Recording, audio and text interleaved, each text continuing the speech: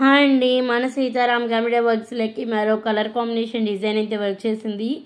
ఇది వచ్చేసి green leaf